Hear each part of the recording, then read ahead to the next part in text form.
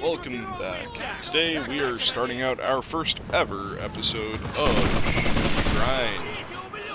Today we're going to be talking about the brand new Maxim-Tokarev machine gun for the USSR. It's placed in Tier 5, just after the RD-44, and for most of this video we'll be comparing the RD-44 and the Maxim-Tokarev. So, what are you getting with the Maxim-Tokarev, and what is its description? It's described as an infantry machine gun designed by Fyodor Vasilyevich Tokarev, based on the Hero Maxim design. In comparison with its predecessor, the weight's been significantly reduced, but still exceeded the value preferred for the light machine gun class. And after using it in game, I agree. This thing is a fat little piggy. So, what are its stats? On a stock Maxim-Tokarev, you're going to get a caliber of 7.62, a hit power of 12.0. Muzzle velocity is going to be 815 with a fire rate of 600, reload time of 6.5 seconds. Long reload. Vertical recoil of 14, nice. Horizontal recoil of 25. Ugh. That's where all the problems start to come in. 25 horizontal recoil. We're getting up in the neighborhood of the Madsen, and the Madsen gives me nightmares. Has a 100-round belt. Now, here's the other thing. It weighs 15.5 kilos. I was not kidding when I called it a fat little piggy. Cartridge mass is 21.8, and it can only fire in full auto. By comparison, its predecessor, the tried and true RD-44, comes in with 9 damage, again on a stock machine gun. Still a 7.62 caliber, muzzle velocity of 720, so a little bit slower, rate of fire of 750, so 150 rounds faster, reload time of 6 seconds, half a second lower, vertical recoil of 31, so much more vertical recoil, but horizontal recoil of 13, so significantly less horizontal recoil. Also a 100-round belt-fed machine gun with a weight of 7.4, so half of what the other one weighs, a cartridge mass of 16.9, to be honest, cartridge mass doesn't much matter, and also is only capable of fully automatic fire. So, is it worth grinding out the Maxim-Tokarev since you already have the RD-44? Well, on its surface, it has pretty good vertical recoil, and it's doing 12 damage a shot to the 9 of the RD-44. Those are pretty good bonuses. The fire rate's lower. Stock it's 600, and fully upgraded it's going to be 660, and fully upgraded its damage is going to be 13.2. Fully upgraded, its horizontal recoil though is still going to be 25, and between the 25 horizontal recoil and the 15.5 kilo weight, I find it very, very difficult to recommend the Maxim-Tokarev. My initial take is it is not worth grinding. So, if there are other things in the tech tree you have to get that you're looking forward to, absolutely get those first. If you've got nothing else to grind, sure, get the Maxim-Tokarev.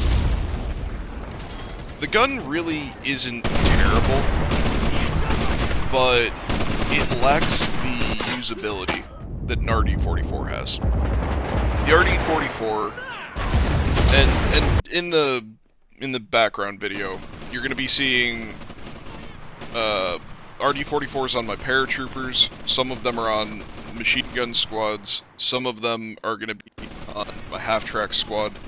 With the Maxim-Tokarev, it's either going to be on my half-track squad or dedicated machine gun squad because the paratroopers don't get it.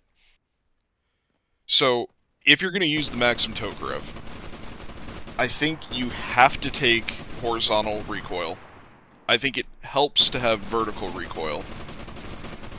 I'm going to include a bit of practice range footage that I made after I completely fully upgraded my Maxim-Tokarevs and kitted out all of the perks on the guys that are using them. So even with horizontal recoil, even with a little bit of vertical recoil reduction, if you're standing, the gun shoots everywhere. You could easily get unlucky and have it shoot a circle around the guy that you're trying to shoot. Because the gun pulls left, the gun pulls right, the gun goes up. You can pull it down, obviously, but when you're trying to counter it going left and right, it performs best in a stationary, sedentary defensive role. If you're defending an objective and you can lay down and brace it on the ground, or if you have a windowsill that you can throw your bipod down on, basically anywhere that you would alternatively build a heavy machine gun or build one of the light machine gun replacements, that's where you want to use the Maxim-Tokarev. It's nice that you have 3 of them. It's nice that if you start getting lit up, you can change which window you're in. So you have a little bit more flexibility than the stationary ones that you would build, but at the same time, if you want to actually hit people at any sort of decent range, you have to brace the gun. Because otherwise, you can clear a room with it. You can treat it like if you played Stalingrad pre-merge and used the MG42 there, that MG42 used to shoot straight sideways.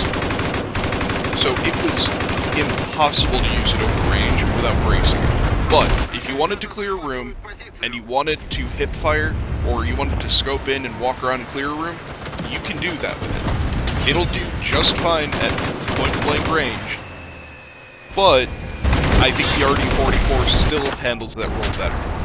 The RD-44, you can actually run around with, and you don't feel like you're dragging a lead weight with you. The RD-44 has more fire rate, so when you're in these tight quarters, and fire rate really matters for getting DPS on target, the RD-44 does that better. And the thing is, they are both 100-round belt-fed light machine guns. So if you want to play the defensive role, and you want to dig in, and you want to brace on a window, or you want to go lay down and brace on the floor, the RD-44 is perfectly capable of doing the same thing. So my take is that the Maxim-Tokarev is not worth the grind. It's a really cool gun. I think it looks cool.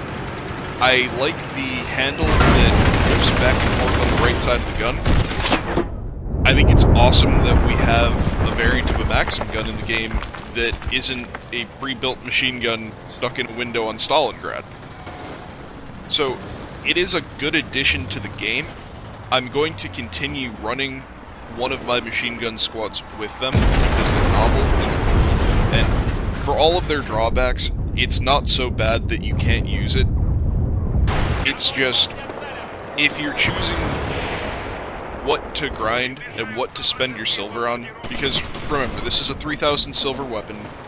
This is a weapon that's going to require thousands upon thousands of silver to fully upgrade.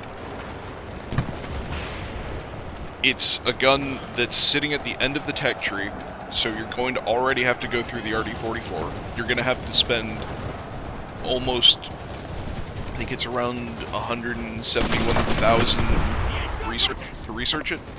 So if there are other weapons or other vehicles that you haven't researched yet, and you have the RD-44, I think you're better off going for other aspects of the tech tree.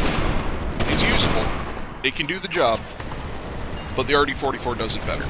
And unless you want it for its novelty or you have nothing else to research, it would not be my first choice. The extra damage is nice. It's doing a lot of damage. Some people you can one-tap. A lot of people you're still going to two-tap, even with the 13.2.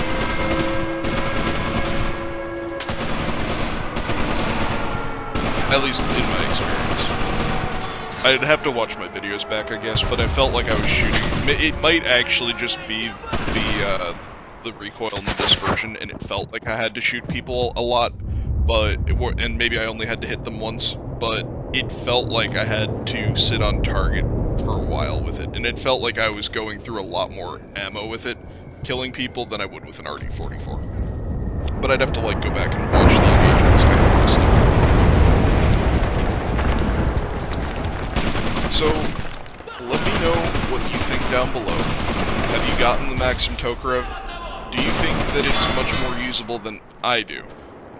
I think horizontal recoil, especially when it's high horizontal recoil, is a death sentence in this game. The game right now, especially at rank 5, depends far too heavily on being mobile, and requires you to be able to move around the map quickly, react quickly, and those are all things that does not do. It is not suited to a mobile playstyle. So, all the normal YouTube things, like, share, comment, subscribe, let me know what you think. Maybe you love the gun. Let me know if you think I'm an absolute knob and I'm completely wrong. And let me know why. I would love to know why, but personally my experience tells me the RD-44 all the way. So get out there, kick ass, take names, and win your games.